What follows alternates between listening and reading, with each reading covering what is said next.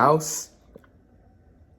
Gang, you feel me? Hey, we up in here today, man. We hope y'all doing cool. Yes. We hope y'all having a beautiful day. And we've been experimenting this week with the content. And today, we are trying something new. We're watching something new. We got the top 10 life sentences for teenagers. Yeah. I think the title's a little different. Reacting to their life sentences. Yeah, to their life sentences. This is a little different, but hey, you feel me? We trying to switch up the content. We be watching all type of stuff, so we about to show y'all everything that we be watching. And look, I think today this would be interesting to check out. We got to see these teens' reaction to their decisions, and let's see what's going on today. Make sure that y'all like, comment, and subscribe. We really appreciate that. Help us on our journey to 15K. You feel me? Hey, let's get it. Also, Some positivity. hear that quote of the week. That quote.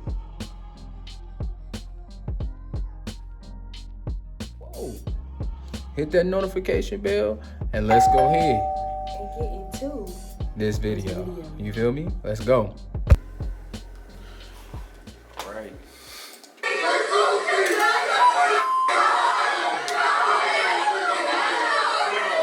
What happened? I want to they know. show context. Yeah, I hope they show context Spirit of too. return. I agree with the family. I hope you die in prison as well.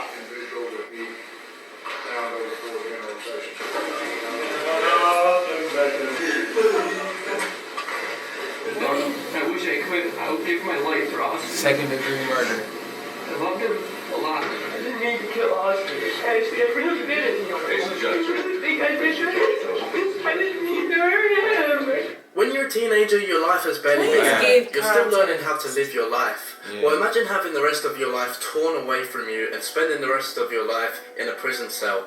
Imagine your reaction to the moment that judge takes away your life in the bang of a gavel. Yeah. Well, we're going to see what Choices, that is exactly like right now as we dive into 10 teens reacting to life sentences.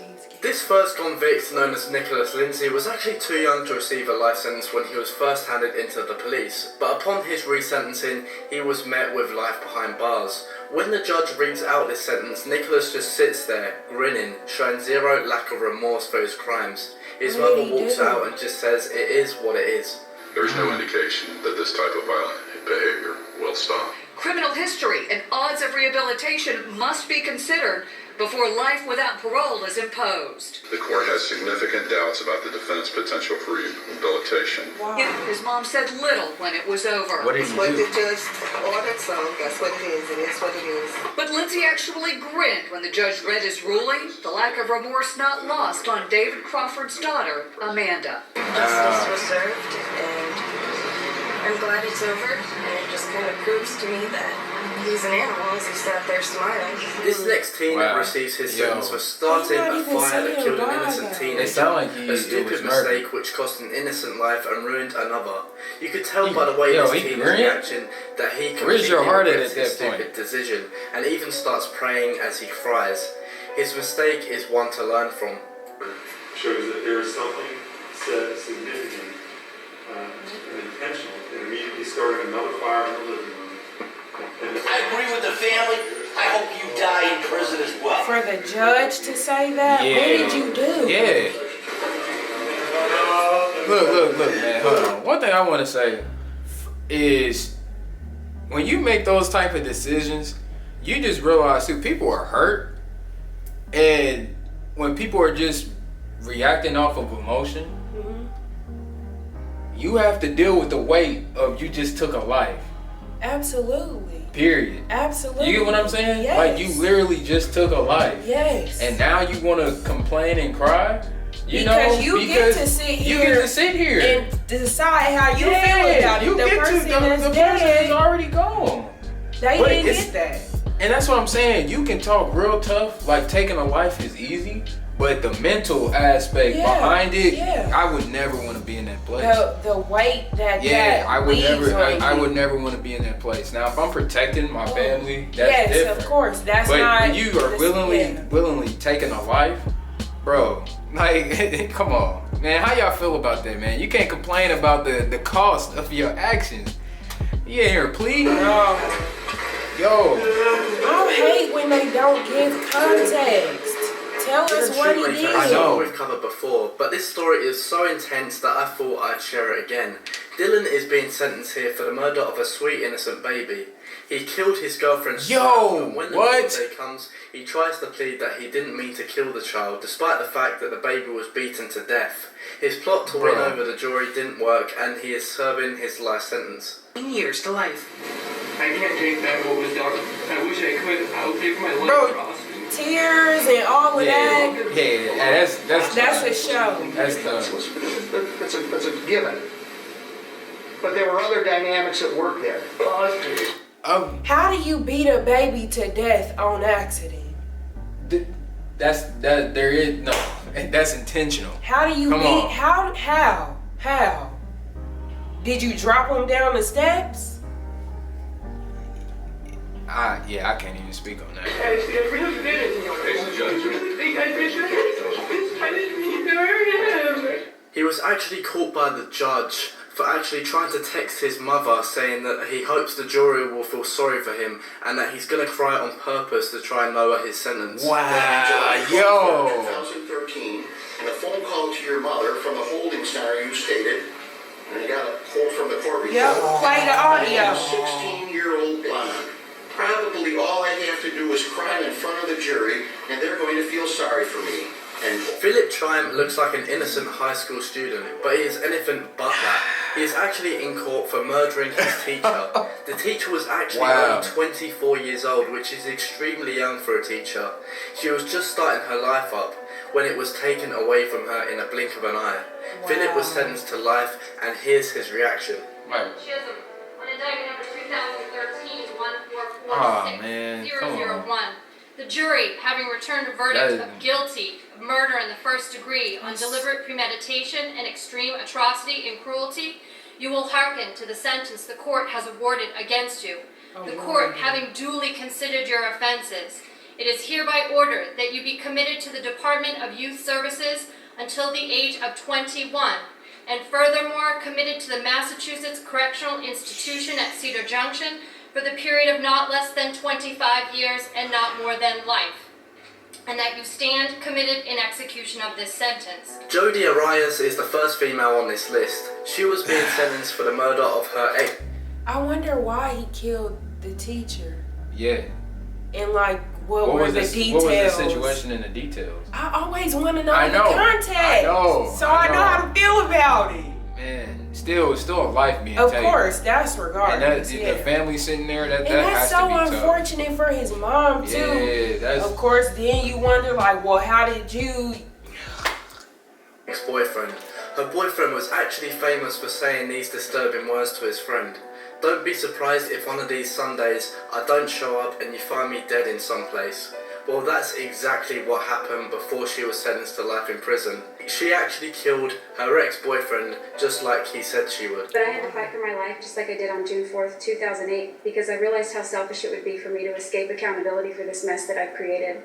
I have 2 brothers, 2 sisters, several nieces and nephews, a mom, a dad, 8 aunts, 9 uncles, over 20 cousins that I've grown up. What does this all got to do? You got family just like he did. What does this have to do with anything but your actions right now? Exactly. The backstory, all of that is unnecessary information.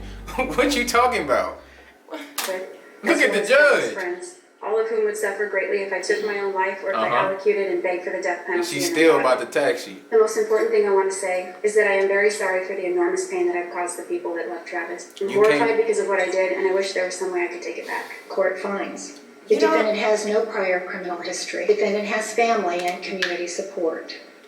The defendant has mental health issues. The court has also considered the defendant's childhood background. The court finds the mitigation presented is not sufficiently substantial to call for leniency and that a natural life sentence is appropriate. It is ordered the defendant shall be incarcerated in the Department of Corrections for the rest of her natural life with no possibility of parole. This teenager freaks out after he is sentenced. The defendant freaks out, cries in court, and begs the officers not to take him away, showing that he at least has some sympathy for what he did.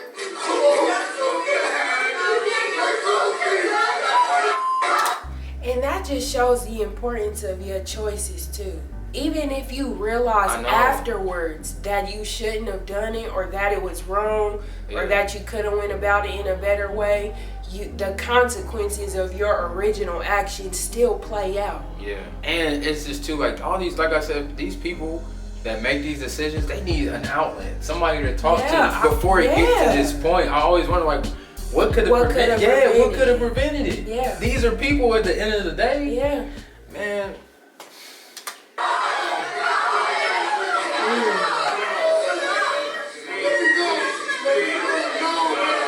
18-year-old Fernando Salazar begs to get to go home.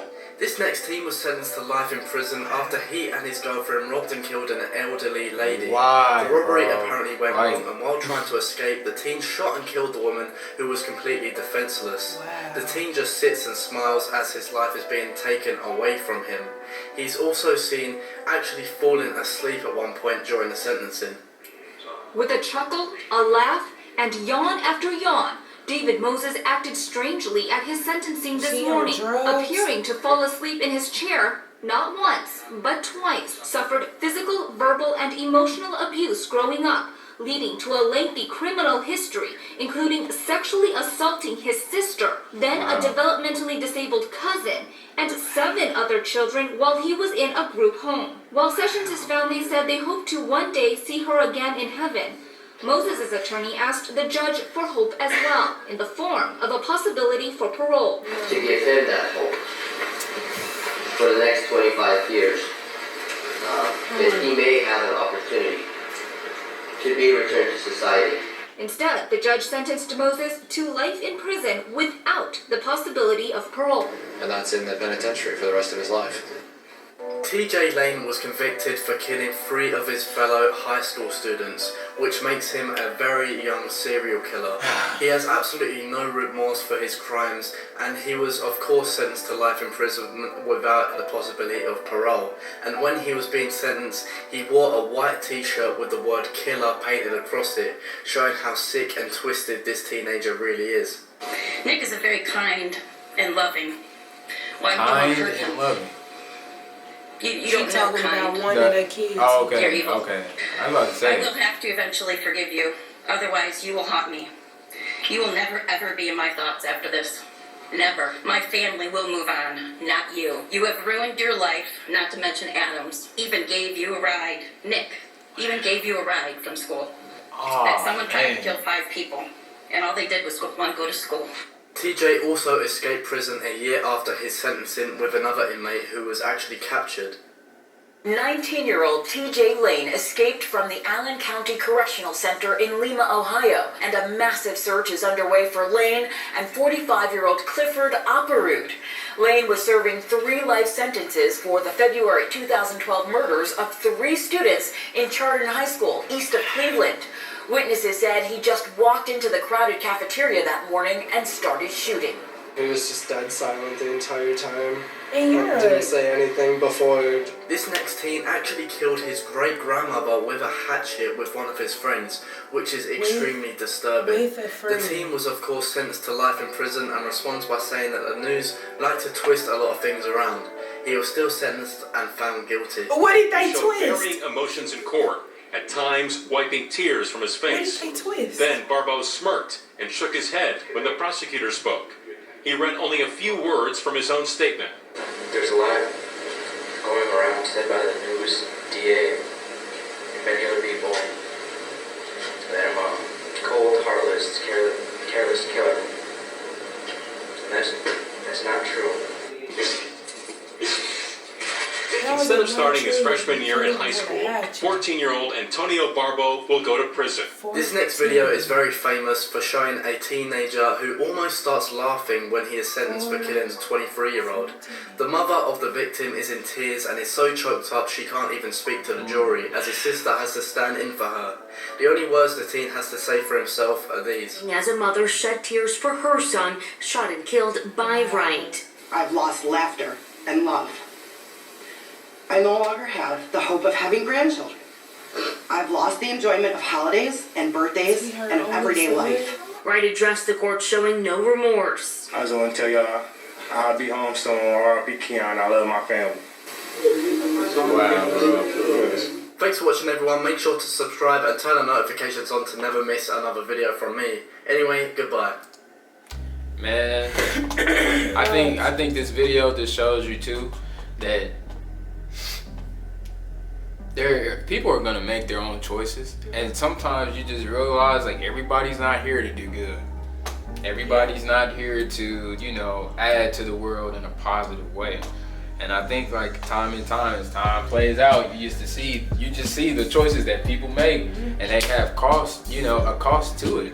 Man, it's sad to see these families go through this. Definitely. And it's sad to see that these teenagers or these young people chose to do that in their lives too, man. And I think that's one thing I've kind of realized just growing up, that, you know, as you grow up, you are making such important decisions from the beginning. From the beginning. Like, even before you realize the full weight of going to school and doing your homework, staying focused, making sure you're keeping good people around you, people who are going to help you stay focused, help you get to where you're trying to go.